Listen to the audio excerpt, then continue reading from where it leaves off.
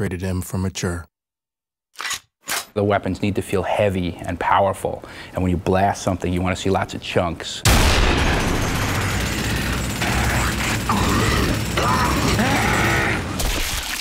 The way that the player interacts in Gears of War is by shooting the world. That's essentially his virtual hand.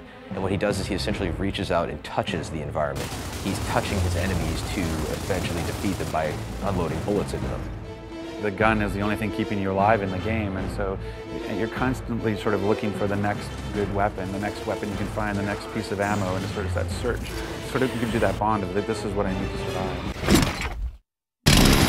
The weapons in Gears generally tend to shy away from some of the kind of laser beamy weapons you see in a lot of sci-fi environments. It was really more about something that looks like a gun, feels like a gun. It's really why we sort of went with sort of this kind of Vietnam-esque type of weaponry, that everything is a ballistics weapon, everything feels real. It's not energy weapons, not laser weapons. So your arsenal has expanded in Gears 2, and we have these heavy weapons. The first one's called the Mulcher. It's a heavy Gatling gun. Kind of based off the Predator, kind of raw, you know, just go crazy and mow everything down. We have a long-range mortar, which is heavy as well. You can take out enemies from what feels like it's about half a mile away. Again, you have to plant it and you have to crank it to get to whatever trajectory you shoot. We have the Scorcher, which is our take on a flamethrower. If you reload the gun perfectly, the shot goes further and it burns your enemies to a crisp, and there's much screaming and rejoicing when that happens. And then we have a really cool weapon called the Gorgon, and this is kind of a semi-automatic pistol. And this works well because you can take your enemy hostage and then grab this pistol and essentially take them out in a very quick and dirty fashion. We've added a new grenade, which is the poison gas grenade, what we call the ink grenade. The poison grenade is this crazy little, I don't know, grub or something, and it's filled with this poison gas, and they have it in a little cage on the end of the chain, and they'll fling it out, and it'll hit the ground, explode, and it'll emit all this crazy ink or poison gas. My favorite weapon in the game has to be the torque bow. I just love the whole, like, the fact that it sticks and they have a moment of pause to know that they're about to die, and then they pop.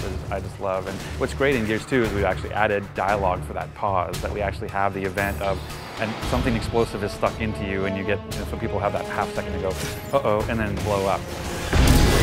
In adding more into the Gears franchise, we wanted to basically continue the idea of the executions that were in the first one. When you play multiplayer of Gears, it's not just about playing it, it's also about watching it. If you die in Gears, you're forced to watch for a little while. That's a very powerful thing when you know other people are looking at you. And if you knock your enemy down and he's trying to crawl away and you have an option to do all sorts of cool, nasty, hideous things to him, you're going to do it, and you're going to get a good reaction from the crowd. Yeah, I kind of like the beatdown, like when you turn the guy over and you can punch him out. I think that's really cool visually. And I love the sniper skull crush. You know, he just takes that sniper rifle, swings it over his head, and you can just flatten dudes, which is great. And I still like the curb stomp. I mean, but now we turn the guy over and you can crush his head from the front. One of the ways we were trying to incentivize gamers in the first Gears to use some of the chainsaws moves and some of the executions was to put them in God mode, essentially. Starting Gears 2, nobody was a fan of that idea. They didn't want players to be protected at all when they were doing an execution. So actively, when you're playing the game and somebody is in front of you and you want to show off to your friends and do a cool execution, you're making a choice that this is going to take 2.5 seconds to pull off, and you better make sure that the area is clear before you show off.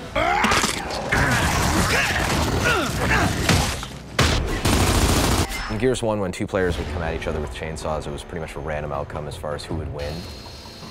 And in Gears 2, we actually wanted to make it A, very cinematic, and B, have an actual game mechanic that was implemented. The bottom line is when two characters in Gears engage in a chainsaw duel, it lasts basically 2 seconds tops. Sparks are flying, you know, they grunt, and then it's over. We're like, you know, all we basically have time for is just a quick button mash, so let's see, you know, how many times a person could hit B, and then whoever wins, wins. One word, blood. It's a bigger game.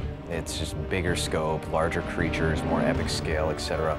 And we want to make sure that the player still feels like what he's doing in this universe matters. Nothing says I'm doing damage more than just seeing a blood effect come off of them. And so we've been doing that. Even our bigger creatures, we actually added gore skeletons so that when you can shoot them, you can actually have things fall off of them. I mean, you can just blow guys up to smithereens now. You will see entire chunks coming out of them. The pieces fall around and they're floppy and they're not, you know, they don't just sit there and hang out, right, and then fade away. They flop around and leave blood splats everywhere.